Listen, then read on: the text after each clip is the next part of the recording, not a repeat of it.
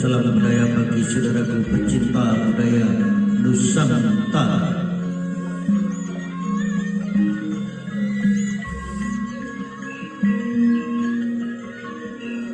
Kali ini kami akan mengangkat sebuah kisah tentang gugurnya Roh Belawi di Sungai Tambak Blas,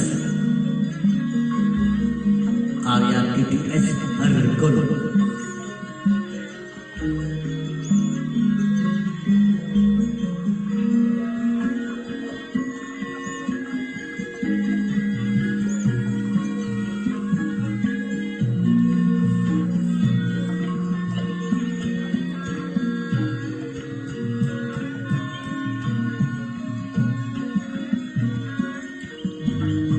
Belawi adalah salah satu tokoh pendiri Majapahit yang memberontak. Nama aslinya menurut para ahli yang didasarkan pada prasasti Kudadu adalah Arya Andarika.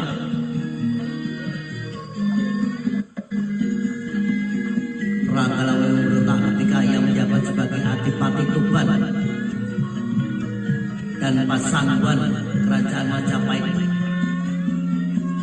Beliau adalah akhirnya gugur ditenggelamkan di Sungai Tambak Blas.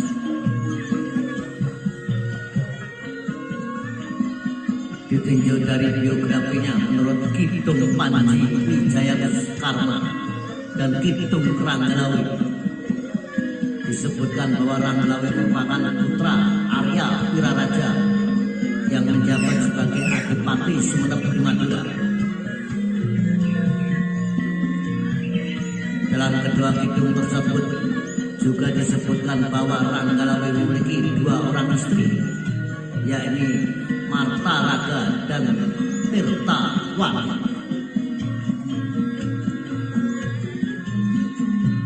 Hasil perkawinannya dengan Marta Raga yang memiliki putra bernama Anjam Pian. Berdasarkan kedua kidung tersebut dapat dimengerti bahwa Ranggalawi merupakan putra Arya Wiraraja.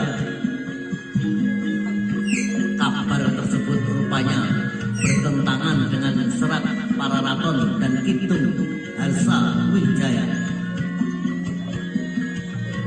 Dalam kedua naskah ini disebutkan bahwa Arya Wiraraja merupakan ayah dari Nambi yang membantu Raden Wijaya dalam pembukaan hutan tarik. Sementara Ranggalawi adalah perwira kerajaan Singasari yang menjadi patih pertama di Majapahit.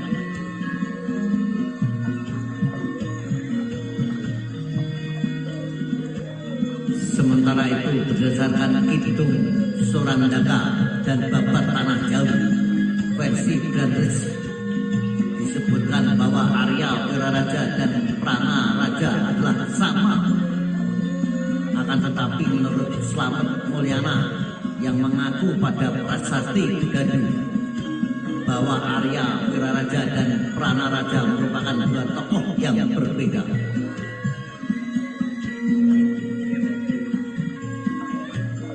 Lebih lanjut, Slamet Mulyana berpendapat bahwa Ranggalawi adalah putra Arya Wiraraja, sementara Nambi putra Prana Raja. Pendapat tersebut didukung oleh prasasti Kudadu yang memunculkan tokoh Arya Wiraraja serta Arya Andarika atau nama lain Ranggalawi.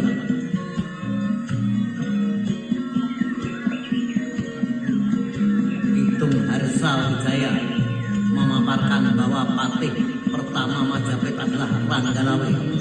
Namun apa yang diungkapkan oleh naskah ini tidak sejalan dengan prasasti Sukamata yang tertanggal pada tahun 1296. Para sasti ini menyebutkan bahwa patih pertama Majapahit bukan Ranggalawi.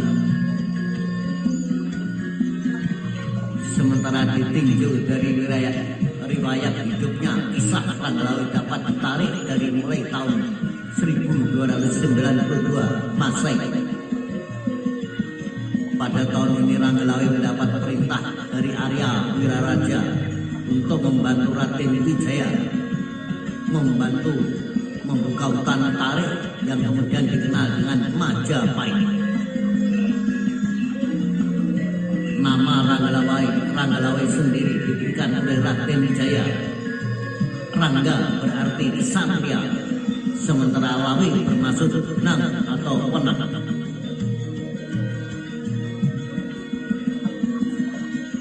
Benang atau wenang dalam arti kekuasaan, sekalipun berwatak ceroboh dan lantang. Kalau berbicara, Ranggalawe memiliki sifat pemberani, bertekad besar, jujur, ahli memainkan senjata serta cerdik dalam mengatur siasat perang.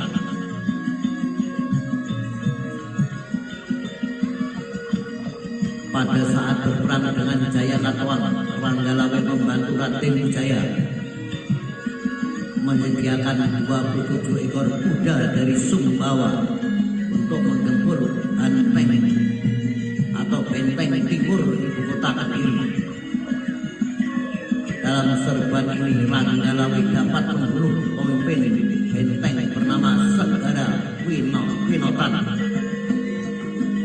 Dari jasa-jasanya itu Raden Wijaya mengangkat Ranggalawe sebagai Adipati Tuban. Di samping itu juga ia menjabat sebagai Pasangguhan sebagaimana bapaknya Arya Wiraraja.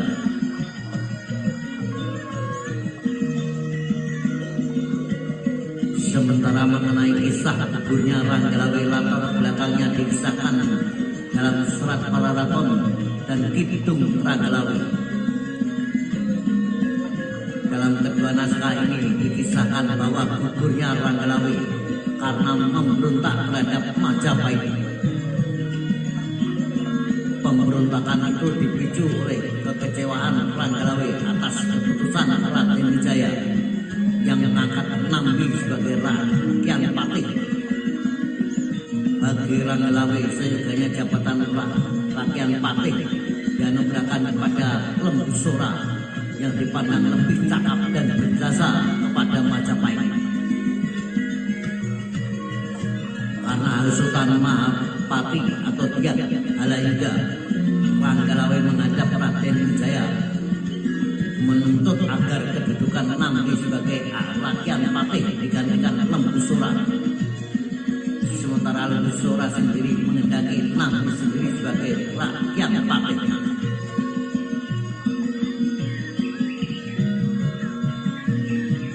Disebabkan karena tidak terpenuhi tuntutannya, Ranggalawe pulang ke Tuban dengan membawa kekecewaan. Beberapa hari selepas kepergian Ranggalawe, Mahapati menghasut Nambi kalau Ranggalawe tengah merencanakan pemberontakan.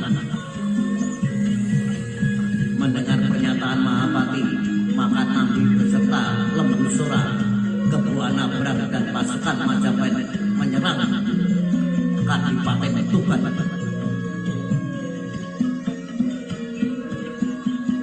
Dalam Kidung Ranggalawe dikisahkan bahwa ketika Arya Wiraraja mendengar anaknya pulang dari Majapahit, dia segera menemuinya. Dari perilaku Ranggalawe, Arya Wiraraja menangkap sesuatu yang buruk akan menimpa anak yang dia sayang. Dia pun kemudian menanyakan duduk persoalan yang dialami anaknya, manakala ia telah mendengar jawaban dari anaknya. Arya Wiraraja dihadapkan pada pilihan yang rumit, membela putranya atau tetap setia pada Raden Wijaya.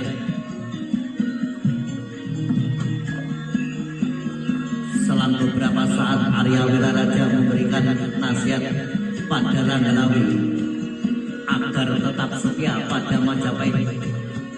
Namun Ranggalawe rupanya tidak menggubris nasihat ayahnya tersebut. Ranggalawe kemudian menyusun kekuatan untuk memberontak dan melawan serangan Majapahit. Pasukan Tuban kemudian berangkat menyongsong pasukan Majapahit untuk serangan.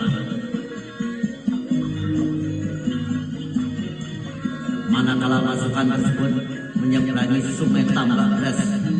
Airnya sedang pasang hingga pasukan itu bertemu dengan pasukan Majapahit. Pada bentrokan pertama pasukan Ranggalawe dapat dikalahkan oleh pasukan Nambi. Pada hari berikutnya pasukan Majapahit menyeberang sungai Tambak Beras untuk menuju pusat pemerintahan Tuban. Melihat kenyataan itu Patih Gagarangan dan Tambak Baya melapor pada Ranggalawe.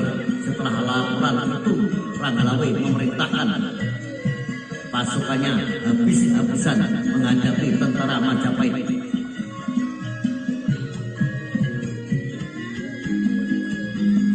Dalam perang yang kedua ini Ranggalawe memimpin langsung peperangan. Perang pun kemudian meletus. Tentara Majapahit yang dikomandoi Nambi kemudian Kocar Kacir dan mengundurkan diri menyeberangi sungai Tambak Beras. Berita mengenai kekalahan Majapahit oleh pasukan Tuban kemudian disampaikan Angsa Terik pada Raden Wijaya. Sang raja mendengar berita ini memuncak amarahnya. Ia pun kemudian turun ke medan laga untuk ikut serta dalam perang.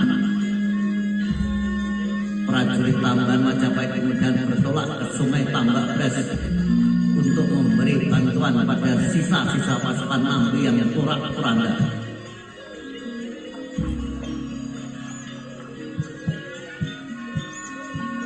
Perang ketiga pun kemudian meletus, tapi kali ini peperangan seimbang. Banyak nyawa bergelimpangan di kedua belah pihak. Untuk meminimalisir korban, Lembu Sora kemudian meminta izin untuk langsung menantang Ranggalawe. Dalam tantangan itu Ranggalawe dikepung oleh Kebo Anabrang dari timur, Gagak Sakara dari barat, dan Majang dari Mekar dan dari utara.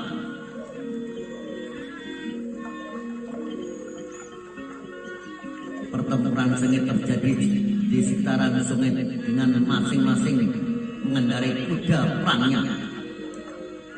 Namun Ranggalawe rupanya terpleset dari kudanya hingga terjatuh ke dalam air sungai Tambak Beras.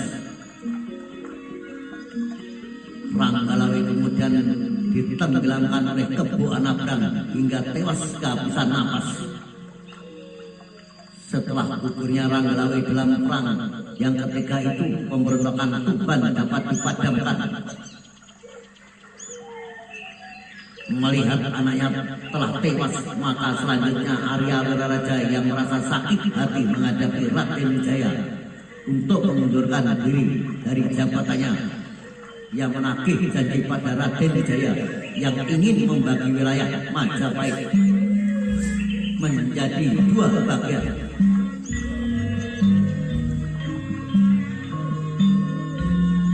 Janji itu kemudian dipenuhi oleh Raden Wijaya. Wilayah Majapahit dibagi menjadi dua bagian. Bagian timur hingga selatan sampai pantai diserahkan pada Arya Wiraraja yang kemudian menjadi raja dengan ibu kota Lumajang.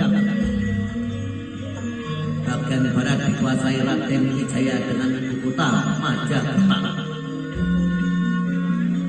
Sejak itulah daerah Majapahit Timur merupakan negara merdeka dan terlepas dari kekuasaan Raden Wijaya. Nah, saudara, itulah tadi tentang kisah gugurnya seorang tokoh Ranggalawe dari Kadipaten Tuban. Salam rahayu, salam budaya, sampai jumpa di lain kesempatan.